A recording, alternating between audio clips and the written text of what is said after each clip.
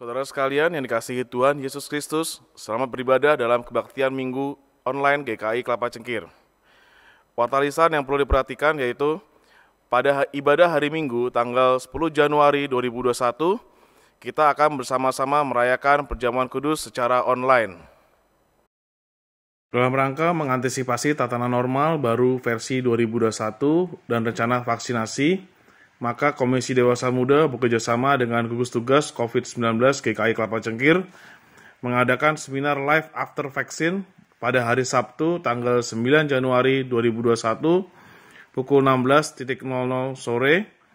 Untuk pendaftaran dan mendapatkan link Zoom acara ini dapat menghubungi via WhatsApp kepada Penatua Nathan di nomor 0818 0881 3922. Kami sangat mengharapkan saudara sekalian dapat turut serta di dalam kegiatan yang dapat dibaca pada Warta Jemaat. Kebaktian pada hari ini, Minggu Epifani tanggal 3 Januari 2021 dilayani oleh Pendeta Charlidus Saragi dari Jemaat GKI Camar, Bekasi, dengan tema Sang Terang Memberi Pengharapan Baru.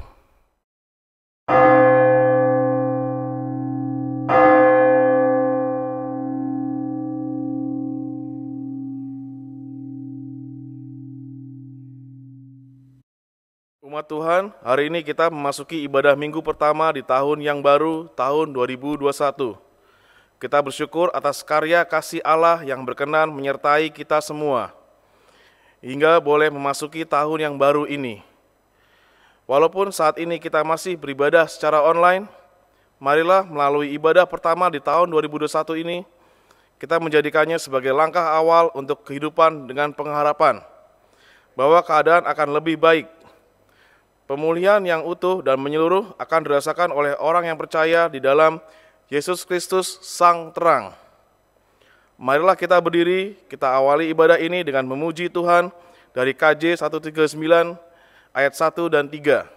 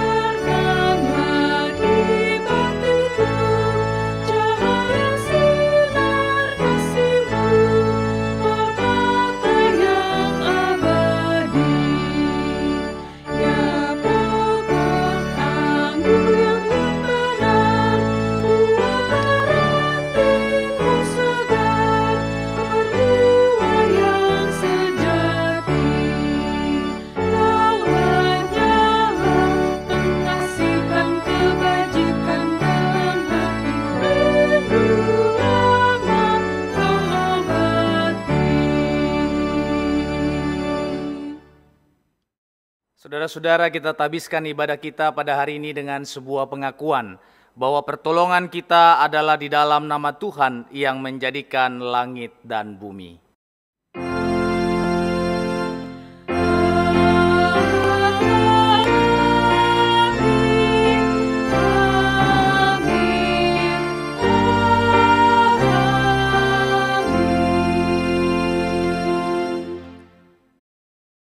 Kasih karunia dan damai sejahtera dari Allah Bapa dan dari Tuhan kita Yesus Kristus menyertai saudara. Dan menyertai saudara juga.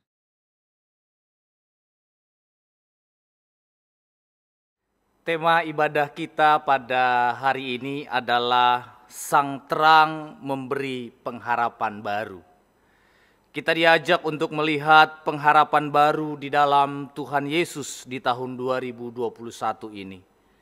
Dan kita diajak untuk meyakini bahwa Sang Terang akan memulihkan kehidupan dunia secara utuh dan menyeluruh untuk memasuki kehidupan baru yang lebih baik. Dan kita diajak untuk turut serta dalam proses pemulihan dengan hidup dalam terang. Seperti yang dikatakan di dalam Yeremia pasal 31 ayat 11 sampai dengan 14. Sebab Tuhan telah membebaskan Yakub, telah menebusnya dari tangan orang yang lebih kuat daripadanya. Mereka akan datang bersorak-sorak di atas bukit Sion. Muka mereka akan berseri-seri karena kebajikan Tuhan. Karena gandum, anggur, dan minyak, karena anak-anak kambing domba dan lembu sapi. Hidup mereka akan seperti taman yang diairi baik-baik. Mereka tidak akan kembali lagi merana. Pada waktu itu, anak-anak dara akan bersukaria, menari beramai-ramai. Orang-orang muda dan orang-orang tua akan bergembira. Aku akan mengubah perkabungan mereka menjadi kegirangan, akan menghibur mereka dan menyukakan mereka sesudah kedukaan mereka. Aku akan memuaskan jiwa para imam dengan kelimpahan, dan umatku akan menjadi kenyang dengan kebajikanku. Demikianlah firman Tuhan. Saudara-saudara, mari kita mengaku dosa di hadapan Tuhan. Kita berdoa. Kami menyadari Tuhan bahwa yang kami lakukan seringkali jauh dari kehendak dan perkenanan Tuhan. Ada begitu banyak luka, perbuatan yang menyakiti hati Tuhan. Terlebih lagi di dalam perkataan, pikiran, dan perbuatan kami. Di dalam kami juga berelasi dengan sesama. Ajar kami Tuhan untuk sungguh merefleksikan apa yang boleh menjadi bagian panggilan kami sebagai umat Tuhan. Sehingga kami tidak lagi jatuh di dalam dosa. Kami tidak dikuasai oleh dosa. Saat di dalam kehidupan keluarga, kami seringkali menyakiti pasangan kami. Kami menyakiti anak-anak kami menyakiti orang tua kami. Di dalam pekerjaan kami juga seringkali melukai hati rekan kerja kami. Di dalam pelayanan, kami seringkali membuat sesuatu yang tidak menyenangkan di dalam diri dan kehidupan sesama pelayan kami. Oleh karena itu Tuhan, di hadapan-Mu, kami sungguh mengaku segala keterbatasan dan keberdosaan kami. Dan kiranya Tuhan, berikanlah pengampunan-Mu, kuduskan dan layakan kami, sehingga kami tetap diperkenankan untuk panggilan sebagai murid-murid Kristus. Di dalam nama Tuhan Yesus Kristus, kami berdoa. Amin. Bapak, Ibu, saudara-saudara yang terkasih di dalam Tuhan, saya undang untuk bangkit berdiri. Kita akan mendengarkan berita anugerah yang terdapat dalam Efesus pasal yang pertama, ayat yang ke-7 dan yang ke-8 demikian. Sebab di dalam Dia dan oleh darahnya kita beroleh penebusan, yaitu pengampunan dosa menurut kekayaan kasih karunia-Nya, yang dilimpahkannya kepada kita dalam segala hikmat dan pengertian. Demikianlah berita anugerah dari Tuhan. Syukur kepada Allah. Hidup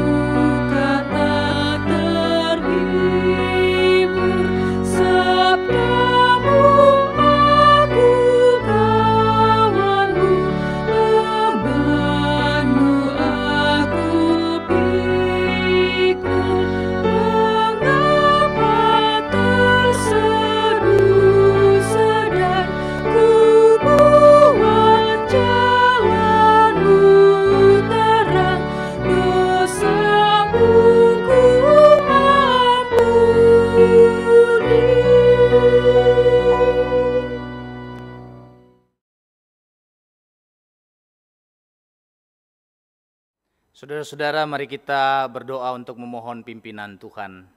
Mari kita berdoa.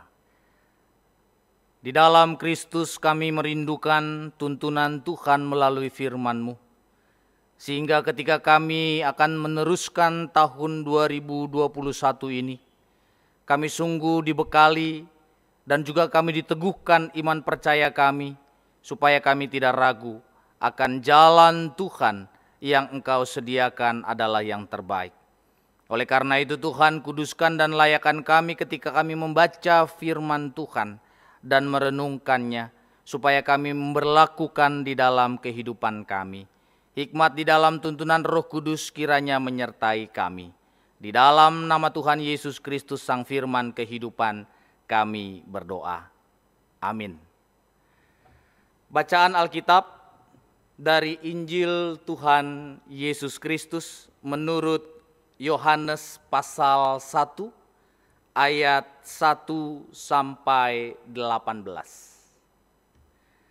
Yohanes pasal 1 ayat 1 sampai 18. Pada mulanya adalah firman, firman itu bersama-sama dengan Allah, dan firman itu adalah Allah. Ia pada mulanya bersama-sama dengan Allah. Segala sesuatu dijadikan oleh Dia, dan tanpa Dia tidak ada suatu pun yang telah jadi dari segala yang telah dijadikan. Dalam Dia ada hidup, dan hidup itu adalah terang manusia. Terang itu bercahaya di dalam kegelapan, dan kegelapan itu tidak menguasainya. Datanglah seorang yang diutus Allah, namanya Yohanes. Ia datang sebagai saksi untuk memberi kesaksian tentang terang itu, supaya oleh Dia semua orang menjadi percaya. Ia bukan terang itu, tetapi Ia harus memberi kesaksian tentang terang itu. Terang yang sesungguhnya yang menerangi setiap orang sedang datang ke dalam dunia. Ia telah ada di dalam dunia, dan dunia dijadikan olehnya, tetapi dunia tidak mengenalnya. Ia datang kepada milik kepunyaannya, tetapi orang-orang kepunyaannya itu tidak menerimanya. Tetapi semua orang yang menerimanya diberi kuasa, supaya menjadi anak-anak Allah, yaitu mereka yang percaya dalam namanya. Orang-orang yang diperanakan bukan dari darah atau dari daging, bukan pula secara jasmani oleh keinginan seorang laki-laki, melainkan dari Allah. Firman itu telah menjadi manusia dan diam di antara kita, dan kita telah melihat kemuliaannya, yaitu kemuliaan yang diberikan kepadanya sebagai anak tunggal Bapa, penuh kasih karunia dan kebenaran. Yohanes memberi kesaksian tentang Dia dan berseru, katanya, "Inilah Dia yang kumaksudkan ketika aku berkata, kemudian daripadaku akan datang Dia yang telah mendahului aku, sebab Dia telah ada sebelum aku. Karena dari kepenuhannya, kita semua telah menerima kasih karunia demi kasih karunia. Sebab hukum Taurat diberikan oleh Musa, tetapi kasih karunia dan kebenaran datang oleh Yesus Kristus. Tidak seorang pun yang pernah melihat Allah, tetapi anak tunggal Allah yang ada di pangkuan Bapa, Dialah yang menyatakannya." Demikianlah Injil Tuhan Yesus Kristus. Berbahagialah orang yang mendengarkan dan yang memelihara firman Tuhan. Haleluya.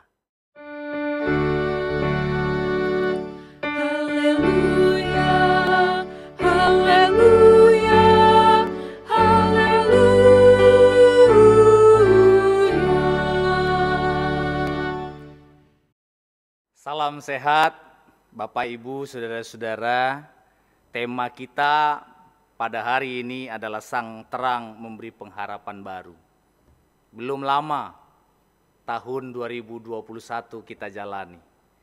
Tetapi setidaknya bagian tema ini akan mengajak kita untuk semakin meneguhkan perjalanan yang kita tidak tahu seperti apa ke depan. Saya mengawalinya dengan sebuah kisah yang diceritakan oleh seseorang, yaitu seorang pemuda terpaksa harus bekerja sebagai pengantar makanan cepat saji untuk membantu ibunya yang sudah janda di dalam membiayai sekolahnya. Setelah tamat sekolah menengah atas, dia tidak bisa melanjutkan perkuliahannya. Suatu sore, pada saat ia mengantarkan makanan cepat saji, dia melihat sebuah mobil sedan jatuh ke sungai dan sebentar lagi tenggelam. Melihat situasi itu, ia segera berhenti dan berusaha menolong orang yang ada di dalam mobil sedan tadi. Orang itu sudah tua, dan berkat pertolongan si pemuda itu jiwanya terselamatkan. Orang tua yang diselamatkan si pemuda adalah seorang pengusaha yang berhasil. Ia mengaku penyebab jatuhnya mobil yang dikendarai adalah karena menghindari seekor anjing yang tiba-tiba berada di tengah jalan yang sedang dia lalui. Membuatnya terkejut dan hilang kendali. Mengingat jasa si pemuda itu yang menyelamatkan dia, si orang tua itu berjanji akan memberikan beasiswa penuh selama kuliah kalau si pemuda itu mau melanjutkan kuliahnya. Bapak Ibu Saudara-saudara, teman si pemuda itu mengetahui bahwa si pemuda itu akan mendapatkan beasiswa dan bertanya kepadanya, "Bagaimana perasaanmu akan mendapatkan beasiswa untuk melanjutkan kuliah?" Si pemuda itu menjawab, "Saya bahagia.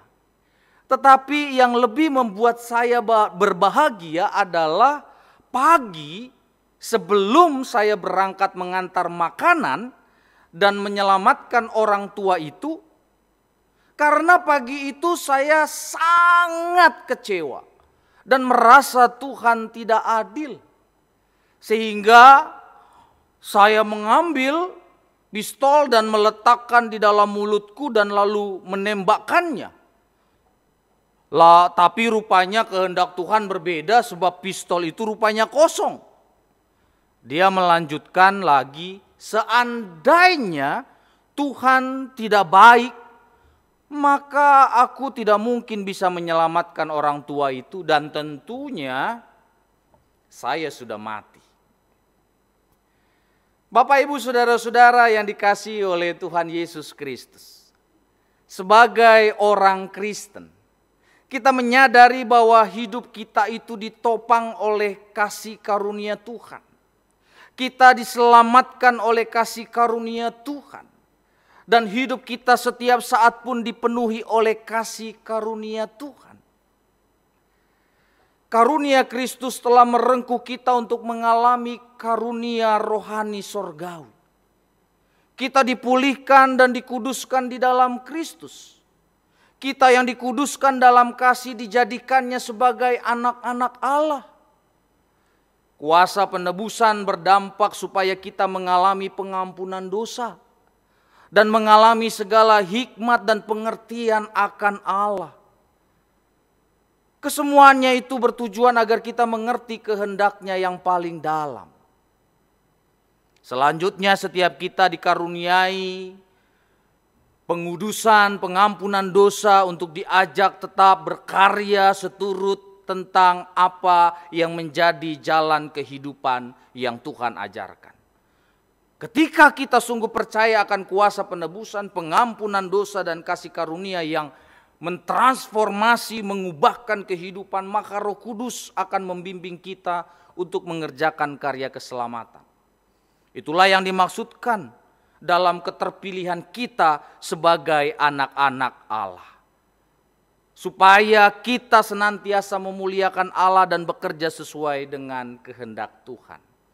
Tetapi yang menjadi persoalannya adalah ketika ada begitu banyak hal-hal yang membuat kita mungkin mengatakan Tuhan tidak adil. Kenapa dia dibuat kehidupannya seperti itu, kenapa saya seperti ini? Bapak Ibu Saudara-saudara, kadangkala adil hanya di dalam matematika manusia. Tetapi kita tidak tahu. Ketika kita katakan tetangga kita enak, rumahnya besar, dia punya mobil, dia punya pembantu, dia punya banyak orang yang di sekeliling mengasihinya, dia mungkin sibuk punya perusahaan dan sebagainya. Kenapa Tuhan, saya adalah orang yang setia tetapi kehidupan saya seperti ini? Bapak Ibu Saudara-saudara yang terkasih, daripada kita hanya terus memikirkan dan memusingkan hijaunya rumput tetangga, lebih baik kita hijaukan rumput rumah kita. Karena seringkali kita tidak bisa mampu melihat ada berkat-berkat yang Allah berikan dalam kehidupan kita. Agar kita mampu untuk dapat melihat bahwa Tuhan tetap berkarya. Mungkin dari luar kita katakan bahwa aduh enak hidupnya. Tetapi belum tentu kehidupan dia seperti apa yang kita pikirkan. Yang kita pikirkan hanyalah mungkin bersifat materi. Kami pernah melakukan perlawatan Bapak Ibu Saudara-saudara di tengah dua keluarga yang berbeda. Di satu keluarga rumahnya itu kalau boleh dikatakan setengah batu bata, setengahnya lagi ke atas anyaman bambu. Tetapi ketika kami datang sebagai tim pelawat, kami disambut dengan sukacita. Halo Pak Pendeta, apa kabar? Senang sekali kami dikunjungi. Kami datang, kami masuk ke rumahnya, hanya beralaskan tikar. Tetapi suami, istri dan anak-anak langsung berkumpul. Dan kami disajikan dengan minuman teh yang hangat. Dan roti yang sederhana. Kami bercerita panjang lebar. Dan kemudian di bagian akhir biasanya kalau mau perlawatan berdoa. Kemudian kami meminta doa kepada mereka apa yang bisa kami doakan. Ketika mereka sudah ungkapkan apa yang mereka doakan, di bagian akhir itu mereka katakan, dan kami juga sekeluarga mendoakan Pak Pendeta dan tim perlawat supaya tetap sehat, setia di dalam Tuhan, diberkati oleh Tuhan. Ketika kami pulang, sukacita itu luar biasa. Tetapi beda dengan satu kediaman yang kami pernah kunjungi. Rumahnya cukup besar. Ketika kami harus menunggu dengan alarm rumah, dengan bel rumah, sekitar 15 menit. Dan yang keluar adalah ART, dan kami menanyakan lagi. Kami kira kami sudah boleh masuk, tetapi kami harus menunggu di pagar. Singkat cerita, ketika masuk ke dalam, hanya ada om yang kami jumpai. Saya katakan, halo om, apa kabar? Mukanya hanya memandang kepada satu titik. Ketika saya mendekati, saya tepuk dia. Om, apa kabar? Saya datang bersama tim pelawat. Wah, Pak Pendeta silakan duduk.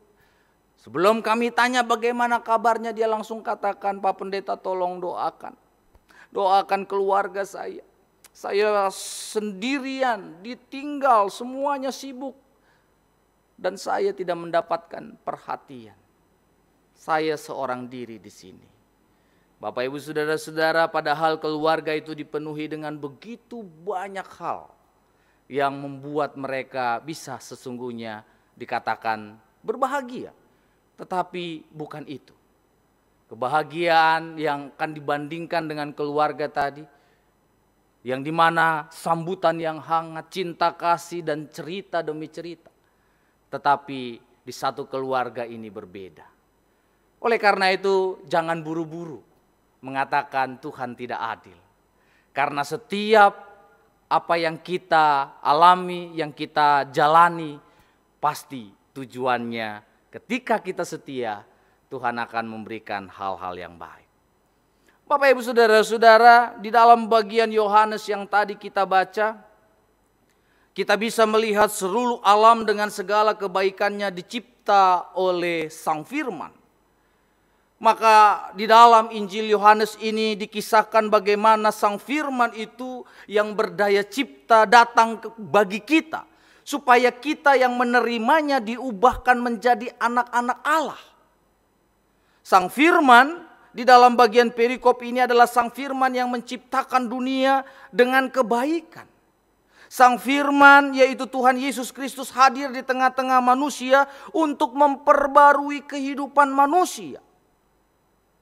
Kita menerima kasih karunia oleh karena setiap kita mau membuka hati kita untuk diubahkan menjadi pribadi dan mengalami kasih karunia yang sesungguhnya. Orang Kristen disebut orang percaya karena percaya kepada Tuhan Yesus sebagai Tuhan dan Juru Selamat dalam hidupnya. Percaya kepada Tuhan Yesus berarti percaya segala sesuatu mengenai Dia. Perkataannya, janjinya. Oleh karena setiap orang percaya tidak boleh lagi hidup mengandalkan kekuatan sendiri. Dan bersandar kepada pengertian sendiri. Itu makanya kita membutuhkan hikmat dari Tuhan. Karena hikmat ini melampaui apa yang kita pikirkan. Apa yang kita pertimbangkan, bahkan apa yang kita perhitungkan. Percaya kepada Tuhan Yesus berarti mau membayar harga dalam hidupnya dan hidup menurut kehendaknya. Oleh karena itu percaya kepada Kristus berarti menghargai pengorbanan Kristus sampai di kayu salib. Percaya kepada Tuhan Yesus berarti menghargai setiap hal-hal yang sudah diberikan oleh Tuhan Yesus. Dan kita jangan lagi kembali berkompromi dengan dosa tetapi menjadi manusia baru. Karena apa? Karena kita telah diperbaharui dan kita terus hidup sebagai manusia-manusia yang berpengharapan baru. Bahwa Tuhan bukan berhenti bekerja, tetapi Dia sedang bekerja dan terus bekerja. Oleh karena itu Bapak Ibu Saudara-saudaraku, percaya kepada Tuhan Yesus harus dibuktikan melalui kehidupan yang menghasilkan buah-buah sesuai dengan pertobatan secara nyata. Karena Sang Terang itu, Sang Firman itu tidak akan pernah lalai kepada orang-orang yang sungguh setia di dalam iman percaya kepadanya. Saya mengingat kisah Mother Teresa ketika dia menolong orang-orang di Kalkuta. Sementara ada begitu banyak orang tergeletak, yang berdarah, yang sakit, yang mungkin hampir setengah mati, tetapi mungkin orang mengabaikan. Tetapi apa yang dilakukan oleh Teresa, dia mengambil, membawa ke penampungan bersama dengan rekan-rekan relawannya, menolong, membalut, dan menguatkan. Suatu hari, ketika Teresa melakukan pelayanan itu, ada seorang berkata kepada dia, "Hai Teresa, apa yang kamu lakukan tidak akan pernah membuat engkau sukses." Tapi apa yang dijawab oleh Teresa? Dia katakan, "Saudaraku, Tuhanku memanggil aku bukan menjadi orang sukses, tetapi menjadi orang setia." Apa yang kita bisa maknai dari percakapan itu? Orang yang sukses belum tentu setia di dalam Kristus. Tetapi orang yang setia di dalam Kristus pasti akan mengalami kesuksesan dari Kristus. Orang yang sukses belum tentu setia di dalam Kristus. Tapi orang-orang yang setia di dalam Kristus akan memperoleh kesuksesan yang Tuhan sediakan. Bukankah ini menjadi sebuah dambaan kita? Pengharapan kita, bahkan kalau dikatakan resolusi di tahun 2021 ini. Kondisi berubah semakin lebih baik dan setiap kita dipulihkan. Tapi yang lebih terpenting adalah iman kita semakin diteguhkan supaya kita bisa mampu menjalani kehidupan ke depan. Dalam kasih karunia Tuhan yang telah diperkenankan dan kita boleh diberikan satu sukacita untuk memasuki tahun 2021. Tahun yang pasti penuh dengan tantangan, tapi juga kesempatan. Tahun yang penuh dengan pergumulan, tapi juga dengan berkat-berkat Tuhan. Tahun di mana Tuhan akan terus bekerja dalam hidup kita dengan kasih karunia untuk mengubah dan memulihkan hidup kita. Oleh karena itu, setiap kita harus mampu bisa melihat ada hal-hal yang kita bisa syukuri. Secara manusia kita harus belajar untuk berpikir secara positif. Contohnya apa, Pak Pendeta? Contohnya begini. Apakah Anda termasuk orang yang mudah kesal, emosi di saat sedang stres, ketika menghadapi sesuatu yang tidak sesuai dengan harapan Anda? Tentu kebanyakan orang akan begitu mudah bersungut-sungut, gelisah, bahkan marah ketika merasa terganggu oleh orang lain. Ketika mendapati sesuatu yang tidak sesuai dengan harapan atau angan-angan, tersinggung sedikit saja kita bisa meledak. Ada satu kisah, Bapak Ibu Saudara-saudara, seorang ibu mendatangi Bapak Pendeta dengan tergopoh-gopoh setelah kebaktian dan berkata, "Aduh Pak, saya terganggu sekali saat Bapak berkhotbah tadi karena toga Bapak terlihat kumal." Pak Pendeta menjawab, "Oh iya Bu, saya minta maaf. Minggu depan toga saya akan cuci dan rapikan." Tiba di hari Minggu yang kedua di bulan itu dan seperti seminggu sebelumnya, si ibu segera menerobos dari kerumunan jemaat yang sedang meninggalkan tempat duduk gereja untuk pulang dan langsung menemui Bapak Pendeta dan kemudian berkata, "Sekarang toga Bapak sudah terlihat bersih dan rapi, Pak Pendeta. Tetapi saya terganggu ketika melihat bagian kiri stola Bapak terbalik. Sehingga ketika Bapak berkhotbah tadi, saya menjadi kurang konsentrasi, Pak Pendeta." Pak Pendeta menjawab, "Oh iya, saya minta maaf. Minggu depan akan lebih saya perhatikan." Pada minggu yang ketiga sehabis ibadah, si ibu tadi juga segera berlari menjumpai Pak Pendeta dan langsung berkomentar, "Maaf Pak Pendeta, bagaimana saya bisa konsentrasi mendengar khotbah Bapak? Sebab ketika saya memperhatikan rambut Bapak tidaklah disisir dengan rapi. Bapak malah kelihatan kumal sekali dan tidak rapi." Pak Pendeta menjawab, "Oke, mulai minggu depan saya tidak akan memakai toga dan stola. Dan saya akan mencukur habis rambut saya saat berkhotbah. Seharusnya ibu memperhatikan khotbah saya, bukan sekedar penampilan saya." Bapak Ibu Saudara-saudara, ilustrasi tadi menggambarkan betapa terburu-burunya dan mudahnya seorang berpikir, berprasangka dan memberikan penilaian negatif terhadap segala sesuatu tanpa melihat hal positif dalam suatu peristiwa yang terjadi. Kemudian bersungut-sungut sehingga kehilangan bagian yang terbaik yang seharusnya dapat diperoleh. Oleh karena itu, ketika kita menjalani tahun yang baru, lihatlah hal-hal positif yang kita bisa kuatkan di dalam iman kita kepada Kristus. Dengan memahami bahwa Tuhan tidak berhenti bekerja, tapi Dia sedang bekerja dan akan terus bekerja. Oleh karena itu, kita mengingat sebagai anak-anak Tuhan, Sang Firman itu boleh tetap ada di dalam kehidupan kita. Dia telah menerangi kita dalam kehidupan masa lalu kita sampai hari ini, bahkan juga masa depan kita.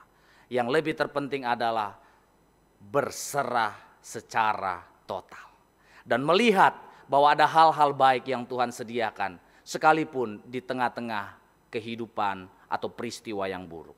Bukan saat berbahagia kita bersyukur, tapi bersyukurlah senantiasa agar kebahagiaan menghiasi kehidupan kita. Oleh karena itu Bapak Ibu Saudara-saudaraku, milikilah hati yang selalu mensyukuri hal-hal yang terjadi dalam hidup kita, agar tahun yang baru, pengharapan yang baru, dan sukacita selalu baru setiap hari, dan Tuhan akan terus menguatkan kita. Selamat melanjutkan kehidupan. Tuhan Yesus memberkati. Amin.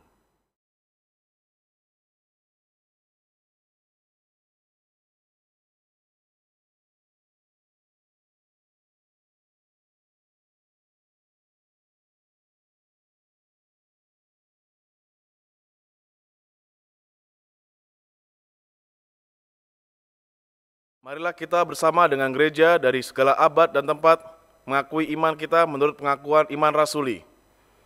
Aku percaya kepada Allah, Bapa yang Maha Kuasa, Khalik langit dan bumi, dan kepada Yesus Kristus, anaknya yang tunggal, Tuhan kita, yang dikandung dari Roh Kudus, lahir dari anak darah Maria, yang menderita sengsara di bawah pemerintahan Pontius Pilatus, disalibkan, mati dan dikuburkan, turun ke dalam kerajaan maut. Pada hari yang ketiga bangkit pula dari antara orang mati, naik ke sorga, duduk di sebelah kanan Allah, Bapa yang Maha Kuasa, dan dari sana Ia akan datang untuk menghakimi orang yang hidup dan yang mati. Aku percaya kepada Roh Kudus, gereja yang kudus dan am, persekutuan orang kudus, pengampunan dosa, kebangkitan orang mati, dan hidup yang kekal. Amin.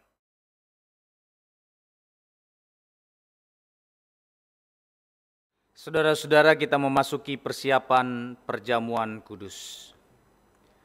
Pada tanggal 10 Januari 2021, kita akan merayakan perjamuan kudus.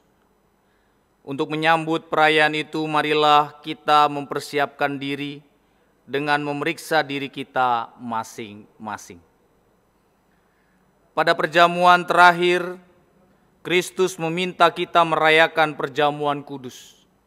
Untuk mengenangnya, mengenang Kristus berarti mengalami kehadirannya dalam hidup sehari-hari dan menyadari bahwa Kristus telah berkorban demi keselamatan kita.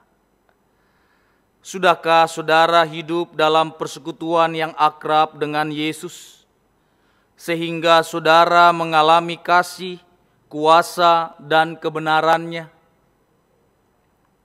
Yakinkah saudara bahwa Kristus telah mengorbankan hidupnya demi keselamatan saudara?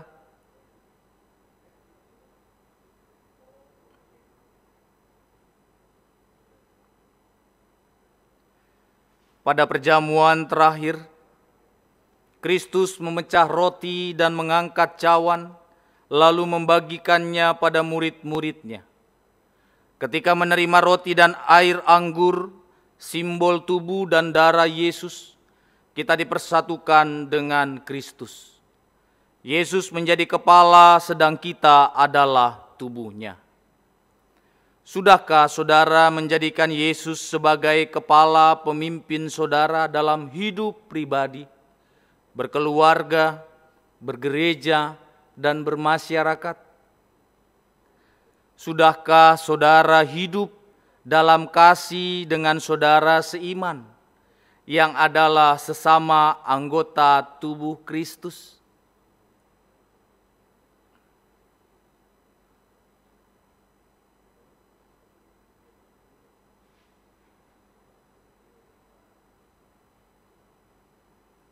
Dengan makan roti dan minum air anggur, kita dipersatukan dalam kematian dan kebangkitan Kristus. Ini berarti kita perlu menyangkal diri, memikul salib, dan mengikut Kristus. Menyangkal diri berarti rela berkorban demi Tuhan dan sesama. Sudahkah saudara rela berkorban bagi sesama? Sudahkah kehidupan saudara menjadi berkat bagi sesama, berani menyuarakan kebenaran dan keadilan, serta berjuang menciptakan damai sejahtera?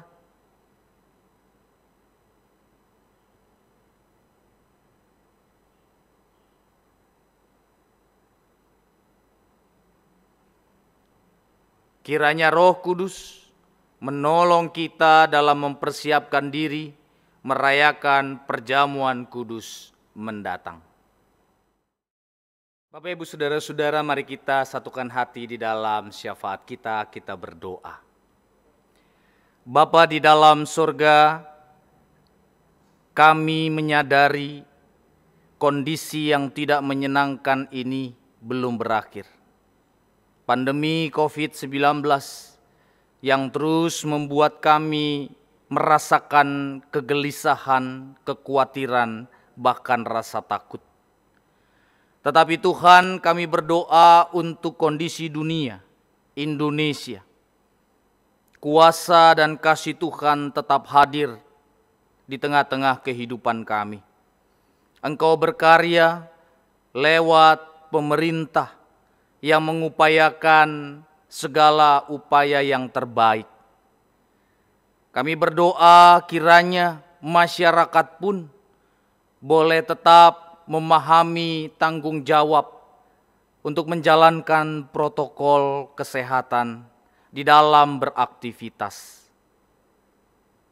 Dan kami mengingat untuk saudara-saudara kami yang sampai saat ini terus berjuang, bergumul di dalam pemulihan kesehatan oleh karena terpapar virus COVID-19. Berikan kekuatan dari Tuhan, pemulihan dari Tuhan, dan Engkau juga tetap mendampingi para dokter, perawat yang terus bekerja keras di dalam mengupayakan kesembuhan bagi saudara-saudara kami. Dan kami rindu Tuhan, di tahun yang baru ini, tahun penuh pengharapan di dalam Kristus, ada kehidupan yang baru yang kami akan jalani di dalam pemulihan kondisi pandemi. Dan kami berdoa Tuhan, untuk persekutuan Tuhan, gerejamu GKI Kelapa Cengkir di tempat ini. Berkati rekan-rekan pendeta dan keluarga, rekan-rekan penatua dan keluarga yang mendukung, setiap pengurus badan pelayanan, anggota jemaat dan simpatisan. Kami merindukan persekutuan berjumpa secara fisik kembali. Tetapi biarkanlah kami selama pelayanan yang bersifat online ini terjadi, kami tidak hanya berdiam diri, tetapi kami tetap bertumbuh di dalam Tuhan melalui pelayanan-pelayanan online. Dan kami percaya Tuhan, ketika kami tidak jauh dari persekutuan, kami boleh tetap memiliki kepekaan akan kehendak Tuhan. Berkati untuk setiap keluarga, orang tua yang bekerja, relasi suami istri, orang tua dengan anak, saudara bersaudara. Kiranya ikat kami di dalam kasih yang kuat, supaya kami saling mendukung satu sama lain. Dan jadikan setiap keluarga untuk dapat peduli dengan keluarga-keluarga lain yang mungkin sampai saat ini terus berjuang oleh karena dampak pandemi COVID-19 ini. Bapa di dalam sorga, jadikan gerejamu juga untuk menjadi saluran berkat di tengah-tengah kehidupan pelayanannya. Setiap pribadi kami Bapa, untuk menjalani tahun yang baru, menjalani masa depan, kami tetap serahkan di dalam tangan Tuhan. Karena Engkaulah yang menuntun dan akan membawa kami ke dalam kehidupan yang lebih baik. Sempurnakan Bapa doa dan permohonan kami ini di dalam kuasa dan kehendak-Mu, karena kami berdoa hanya di dalam nama Tuhan kami Yesus Kristus. Amin. Marilah kita menyatakan syukur kepada Tuhan melalui persembahan. Nas persembahan diambil dari Mazmur 17 ayat 21 hingga 22. Biarlah mereka bersyukur kepada Tuhan karena kasih setianya, karena perbuatan-perbuatannya yang ajaib terhadap anak-anak manusia. Biarlah mereka mempersembahkan korban syukur dan menciptakan pekerjaan-pekerjaannya dengan sorak-sorai. Saudara sekalian dapat memberikan persembahan melalui transfer ke rekening Majelis Jemaat GKI Kelapa Cengkir maupun scan QRIS GKI Kelapa Cengkir.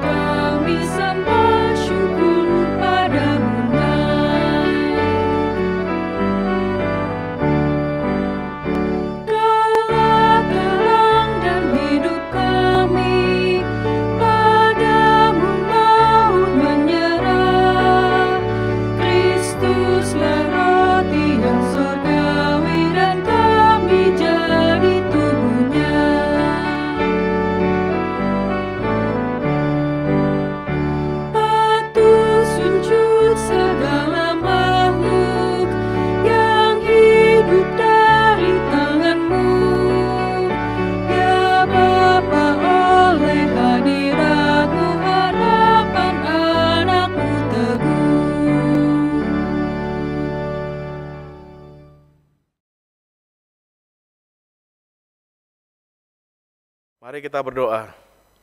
Bapa kami yang bertata di kerajaan surga, kami bersyukur dapat melalui tahun 2020 dalam keadaan sehat dan program kegiatan GKI Kelapa Cengkir dapat berjalan dengan baik meskipun sangat terbatas hanya melalui online. Namun kami sungguh dapat merasakan berkat dan cinta kasih yang Kau berikan kepada kami meskipun pandemi belum selesai. Kini tiba saatnya kami ungkapkan rasa syukur kami melalui persembahan ini. Kiranya kami mohon terimalah dan ajarlah kami para pengurus dan pelayan gereja dapat menggunakannya dengan sebaik-baiknya sesuai dengan firman-Mu. Terima kasih Tuhan, kami telah berdoa dan mengucap syukur. Amin.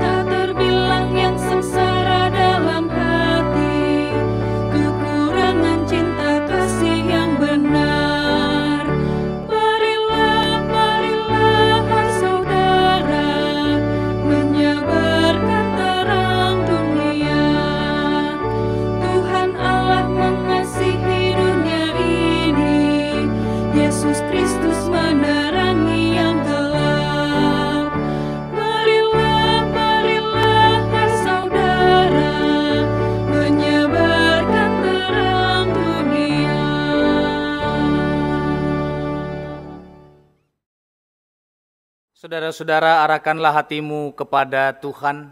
Kami mengarahkan hati kami kepada Tuhan. Jadilah saksi Kristus. Syukur kepada Allah, Terpujilah Tuhan. kini dan selamanya. Terimalah berkat dari Tuhan. Kiranya kasih karunia dan damai sejahtera dari Allah Bapa, Tuhan kita Yesus Kristus, serta persekutuan dengan Roh Kudus, menyertai kehidupan saudara sekalian dari saat ini sampai selama-lamanya. Amin.